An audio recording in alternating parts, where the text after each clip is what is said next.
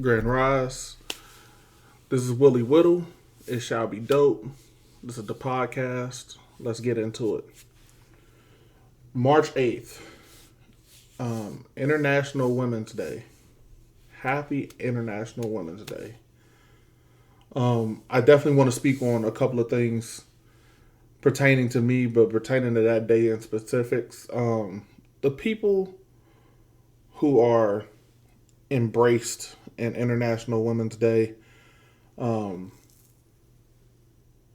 don't get enough accolades at all. Like, number one, the women who do what they do on a daily basis, day in, day out, who push the boundaries, who inspire, who make sure that my daughters can have a path that they can excel in later on in life. The fact that my daughters can look at something like that and any given path, be able to find the creativity, the passion that a lot of people showcase in their fields, in their lives, how impactful women can be. A lot of people miss that. And it's a shame. But for me, I definitely see it. I definitely embrace it. I celebrate it all day long. There's a lot of influential women in my life right now that I call friends. I call best friends. I love these people. Not all of them international, so it is what it is. But this is more a shout out to the women in my life that have been there to teach me how to navigate from a different perspective. You know what I'm saying? Because I know that a lot of people see the equal rights fights that women have to put up to something as simple as, a Kenny Smith who just said what he said at the NBA All-Star game and said, hey, we should have Sabrina Ionescu shoot from the women's three-point line instead of the men's three-point line because the challenge wouldn't be fair. And he didn't really mean any harm by it. They were talking, and sometimes things just slip out, but that slip presents mentality. And when it presents a mentality of a person who really believes these things, because people just spew out the truth sometimes, who really believes these things, then what happens is the ignorance stays, right? The ignorance stays, and then it becomes this fence that people have to try to fight over. And it sucks. It really does suck. I saw a quote earlier this week. And I'm trying to remember who said it. So I apologize. Usually I got my quotes down, but today I don't. I'm just shooting. But it was, the statement was that people will take a negative and they'll run with it. They'll run with a negative, but when you see something positive, it just falls on deaf ears. Like, that's how it's supposed to be, so, whatever. But that negative can present so much extra energy. And for a lot of women, that negative is presented in a way that's supposed to deter them from how they feel, who they are, what they stand for. Just because, we live in a man's world, and people know that, but women are strong. I mean, strong. And unfortunately, women have to fight for their seat at the table, and whatever that seat may be, they have to fight so much harder than we do. I was talking to one of my colleagues today, and she continues to state as we have conversation. She says, Well, and I have to talk like a man. I have to present myself like a man to get what I want. And I said, well, it's not that you're presenting yourself as a man, but you're holding your ground. And the problem is the people who feel like you're presenting yourself as a man are the people who have an issue with you as a woman. But you are most definitely a woman, and you are most definitely presenting yourself with the respect level that you're requesting. So don't get it twisted. Like you're 100% feminine, and just because you're aggressive does not mean you're not in your feminine energy. I do understand that a lot of people get in their masculine, a lot of women get in their masculine energy when they're at work, is because that's the environment. But I wonder if anybody understands that, um, you know, men go through some stuff too when we go to work, and not every day are we the guys who want to be the aggressors. Um, we kind of just want to be laid back and do what we do. And now it makes me think like when women feel like they're in their masculine energy, does that mean men are, when they're passive, they're in their feminine energy? And if that's true, then that's definitely not the right mindset that we need to have moving forward. Um, but it's just the difference of, you know, I think I saw Katherine Heigl on a TV show, and she said, people perceive me as rude. They perceive me as mean. And she was like, by no way, shape, or form am I that. Am I mean? And it hurts me that people actually think that I'm rude and mean because I'm actually just protecting what's mine. If you tell me that I can't do this, or hey, we'll let you do this, but just in this format because, you know, we don't want you to get hurt, or we don't want you to feel like this, or we don't want you to you know, do something that you don't feel comfortable with. Why didn't you ask me? What do I feel comfortable with? Right? Why don't you actually inquire if I'm okay with that before you start making the decisions for me? And then when somebody actually says that, they say, whoa, wait a minute. We didn't mean to touch a nerve. Well, you kind of did. Because you assumed if anyone else gets babied in this world, more than anybody else is women. And yes, we have this protective stance to say, we just tried to protect you, you know, we're being protectors or we're overprotective or whatever. But yeah, sometimes you just got to let the woman cook. Like, let her cook. And if she can do it, let her do it. And if she asks for help, then she'll ask for help. You know what I'm saying? Like, it's not a thing of take it away from you, because sometimes turning the other cheek means that, like, I'm just trying to showcase how strong I am and how weak you are. And we don't think of it like that. And once again, I have another colleague who specifically told me that she felt like in her organization, she was consistently fighting to have a seat at the table.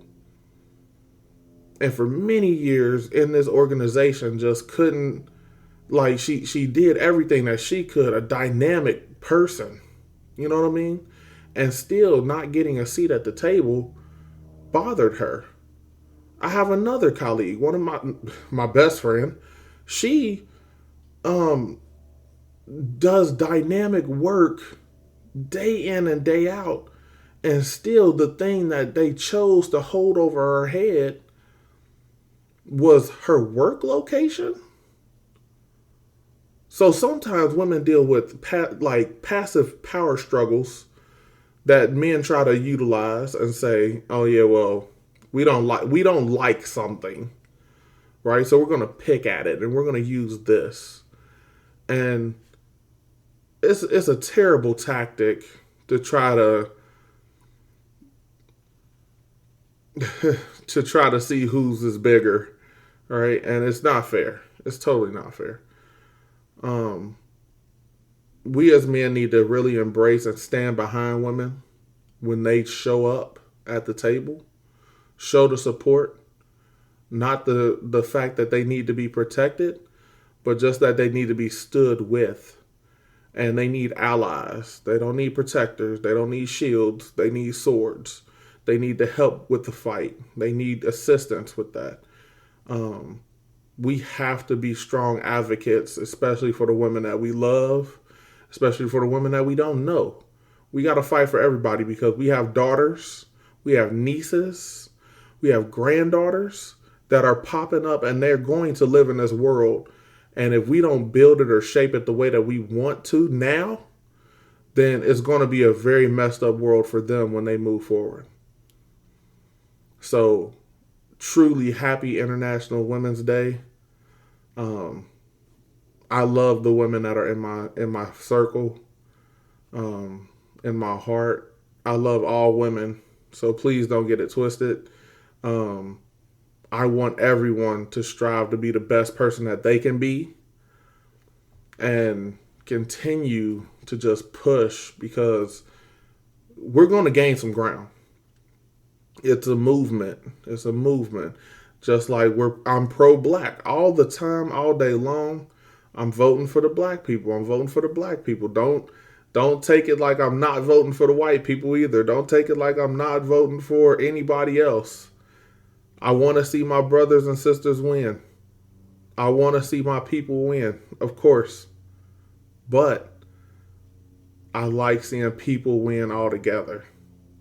There's a lot of people that I call friends, and majority of them are not people of color, and that's okay. But I do know this: if I win and I'm able to help somebody that's a person of color, we win. If I can help a black woman, I'm winning twice. If I can help a woman, I'm winning twice. You know what I'm saying? So don't get it twisted. Like, it's the love has to prevail at some point, and we don't see it. If we don't harness it, then we won't see it. If we don't consistently think about it or do something about it, then we won't feel it. We won't believe in it. And if you don't believe in it, you can't make a change. There are people who make changes every day, and to the unfortunate point, there are people who are fighting every day just to get water rations. They're fighting every day just to make sure that they have a safe place to sleep at night without having to worry about somebody raiding their house. I speak on Haiti, what's going on in Haiti right now. You got, gangs of Haiti taking over the Haitian government.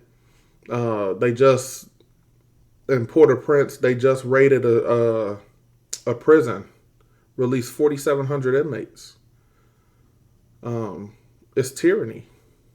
And I can't even say it's from I'm not saying it's from the government side. Well, let me say it like this. It's chaos. It's chaos for the locals. It's chaos for the citizens of Port-au-Prince, of Haiti, all the Haitians. And they're going through it. And the mentality that we have, where we can go sleep comfortably somewhere else. We live in a country that allows me to speak on a podcast and have free speech. These are the things that, like, we take for granted every day, right? This morning I was upset because, I had a rocky weekend and I really didn't get the rest the way that I wanted to. And then as I sat on the edge of the bed this morning, I did my morning routine. I got dressed and everything. And then right before I actually came over here to my workstation, I looked on LinkedIn and I saw that story about Haiti. And I was like, wow. I'm worried about the stress of logistics and how I'm going to talk to the people in my corporation today. And there are people running for their lives because they don't know where the bullet sounds are coming from or how they're going to eat or what is going on in the place that they call home. So just understanding that there's so much more that we could do as a people. It starts by doing what little we can in our own communities and our homes, with our families, what we teach, the compassion that we can teach, have people grow and love each other, and then that can resonate outward, and hopefully that becomes strong enough where you can generate the ideas or generate the donations or generate something that says now we can help out, right? What a world. What a world. Um, but I digress back down to, and not really a digression, just back to a main statement of Happy International Women's Day. We love you. I love you. You know what I mean? I love you. If you're doing everything that you possibly can do for yourself to make sure that you're resonating a beautiful human being at the end of the day, and you're not living in spite, you're not living in anger, you're not sitting in, bitterness, you don't let the evil take over you, and you push to just have peace, have love, and make sure that it's widespread across the people that you can touch, then more power to you for sure. Like I said, we gotta make it work. This is our world. This is our lifetime. We gotta make it work. So please continue down that path of peace, that mission, that journey with me, with love. And as long as you do that, it shall be dope. Once again, thank you all.